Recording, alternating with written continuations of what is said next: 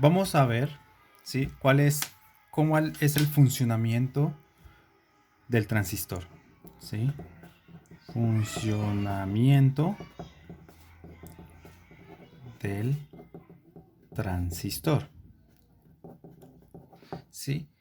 Primero que todo vamos a ver cómo lo conectamos, qué tipos de conexiones hay, ¿sí? Entonces está conexiones, ¿sí? Está la de emisor común,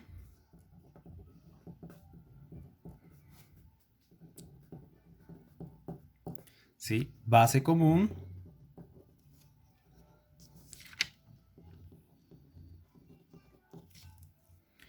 y está la de colector común. Bueno, ¿qué quiere decir la palabra común? ¿Sí? Pues ¿qué quiere decir? Que toda la corriente va a parar sobre tal terminal del transistor. Por ejemplo, emisor común quiere decir que toda la corriente va a ir a parar al emisor. O sea que obligatoriamente en el emisor tiene que estar conectado a la tierra. ¿Listo? Base común, pues quiere decir que toda la corriente va a ir a la base y así sucesivamente. Nosotros nos vamos a enfocar en la conexión de emisor común, ¿sí? Vamos a estudiar todos los transistores que se pueden conectar en emisor común, ¿sí? O sea que la tierra siempre va a estar en el emisor, ¿sí? La corriente va a ir a parar allá.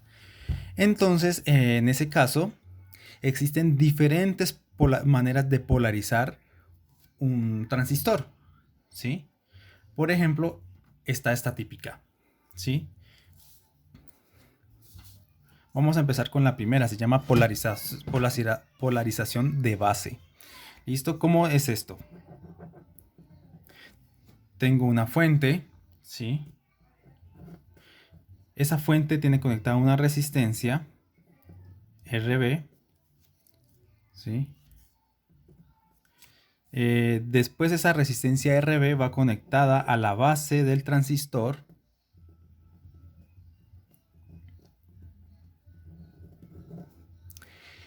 El emisor, que es este, va conectado a tierra, ¿sí? Va conectado a tierra. El colector va conectado a una resistencia que le llamamos RC. Fíjense los subíndices, C significa colector, V significa base, ¿sí? Resistencia de base, resistencia colector. Y va a ir conectado a una fuente de voltaje. Entonces esta fuente de voltaje se le llama VCC y esta se le llama V sub VB, ¿sí? Entonces fíjense ustedes que aquí va a caer un potencial y es el potencial base emisor, ¿sí? Y acá entre el colector y el emisor pues también va a caer un potencial que va a ser una diferencia potencial que va a ser el potencial colector emisor. ¿Listo? Entonces vamos primero denotando subíndices. Entonces, esto es una polarización, ¿sí? Con corriente directa, ¿sí? Con fuentes de corriente directa. Los transistores siempre se polarizan con este tipo de fuentes. Para que funcionen, tienen que estar polarizados en este tipo de fuentes, ¿sí? Fuentes de corriente directa. Entonces, nuestro estudio, primero que todo, se va a limitar a todas las maneras de polarización de un transistor, que es con corriente directa. Entonces, cada vez que hablemos de de algo que tenga que ver con corriente directa, lo vamos a denotar con letras mayúsculas. Por ejemplo, este voltaje base emisor, ¿sí? Miren, es una V pequeña, es una V, ¿sí? Mayúscula, ¿sí? Base emisor, ¿sí? Esto va a ser igual al potencial, ¿sí? Al potencial que cae en la base menos el potencial que cae en el emisor, ¿sí? Todo con mayúsculas. Por ejemplo, la diferencia de potencial colector emisor pues es igual a la diferencia de potencial entre el colector y el emisor, ¿sí? Ese es el potencial que cae en este punto, Y ese es el potencial que cae en este punto, que en este caso, pues obviamente es cero, ¿no? B es cero para este tipo de polarización, ¿sí? Y por ejemplo que queremos ver el voltaje colector base. Pues obviamente esto es el voltaje del colector menos el voltaje de la base. Ahora, las corrientes, ¿cómo la denotamos? Por aquí pasa una corriente que es IB. Como es de corriente directa, siempre es en mayúscula. I sub B, acá pasará alguna corriente. Y acá también otra corriente. Esta corriente es IC mayúscula. Y acá sería IE de emisor. Una corriente de emisor, corriente de colector. Todo con mayúsculas, ¿listo?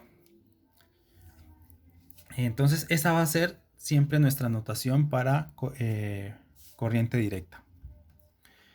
Bueno, entonces como ya les dije, este es un tipo de polarización. Fíjense que obviamente el potencial aquí en la base es mayor que en el emisor. Por lo tanto, este diodo está polarizado en forma directa. Y el potencial de acá tiene que ser mayor al potencial de acá. ¿Sí? Si eso es así, entonces esto está polarizado inversamente, que es lo que queremos. Es lo que queremos para que el transistor funcione en la zona activa. Entonces, acá el potencial debería ser mayor, ¿sí? Más y menos. O sea, este menos significa que acá el potencial es menor que el de acá. Y por lo tanto está polarizado inversamente el diodo base colector. ¿Listo? Bueno, entonces vamos a ver lo que son, por ejemplo, cómo podemos analizar este circuito, ¿sí? Entonces, básicamente nosotros tenemos que tener en cuenta cuál es la curva característica de salida del transistor. Entonces, tenemos que colocar curva característica del transistor. ¿Sí? Vamos a ver esto. Curva característica del transistor. Entonces, ojo, dice curva característica del transistor. Bueno, coloquémoslo aquí de salida, ¿vale? Salida. O sea, ¿cuál es la salida del transistor?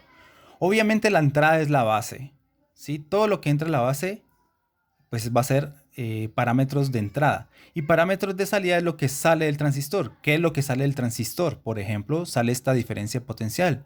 El voltaje colector emisor es un voltaje de salida, ¿sí? Está la salida del transistor. Y otra cosa que sale del transistor, pues es la corriente, es la fuente de corriente, ¿sí? Es la fuente de corriente que es IC. Entonces el transistor te va a proporcionar una corriente IC y un voltaje de salida BC. Por lo tanto, entonces si queremos hacer una curva característica de salida, entonces tenemos que dibujarla en términos de las variables de salida. Por ejemplo, en el eje X vamos a colocar el voltaje de salida del transistor, que va a ser voltaje colector emisor. Y en el eje Y vamos a colocar la corriente de salida, que va a ser la corriente de colector. ¿Listo? Entonces, lo que queremos saber es cómo se comporta la corriente dependiendo del voltaje colector emisor. Obviamente, tenemos que hacer una gráfica para una determinada corriente IB, ¿sí? Entonces, ¿qué va a pasar? Resulta que cuando el voltaje colector emisor es cero, si esto es cero, ¿sí? Pues la corriente de colector pues viene siendo cero, ¿sí? Eso en otras palabras quiere decir de que tenemos un transistor que está en corte, ¿sí?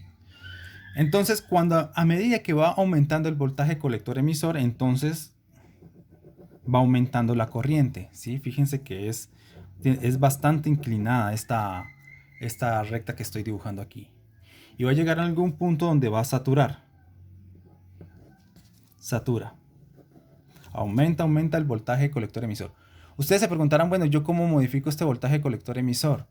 Pues yo lo puedo modificar, por ejemplo, variando el voltaje de la fuente del colector, ¿sí? VCC. Si yo cambio este, pues puedo cambiar el valor de el voltaje, ¿sí?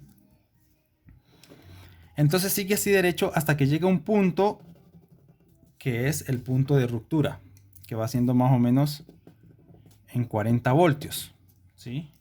Entonces fíjense que esta figura la hemos hecho para una corriente de base de 10 microamperios. ¿Sí? Tengo una corriente de base de 10 microamperios. Entonces fíjense, a medida que, obviamente, si el voltaje de la fuente es 0, pues por aquí no va a pasar corriente. Eso quiere decir que si esto es 0, lo que está diciendo es que el potencial que cae en el colector y en el emisor son los mismos, ¿sí? El potencial BC es igual al potencial BE. Por lo tanto, el voltaje BCE es 0. ¿Y esto qué pasa si el potencial de aquí es exactamente igual al de acá? Pues si son iguales, ¿qué quiere decir? Que este no está polarizado en inversa, ¿sí? Porque son el mismo potencial, ¿sí? Obviamente no estaría polarizado en inversa el diodo base colector, ¿sí? Estaría polarizado en directa, entonces ahí ya no funcionaría la cosa. ¿Se entiende? Entonces en ese caso pues no hay corriente. Y a medida que yo voy aumentando el voltaje de la fuente pues va aumentando el voltaje colector emisor. Entonces va a haber un disparo de la corriente, se va a ir disparando y va a llegar un momento en que satura, ¿sí? En que satura. Y se vuelve, fíjense que la corriente es constante para cualquier valor del voltaje colector emisor. Es constante. Entonces fíjense que de eh, aquí viene lo que se llama fuente de corriente constante, ¿sí? Para cualquier variación del voltaje, lo que tengo es una corriente constante.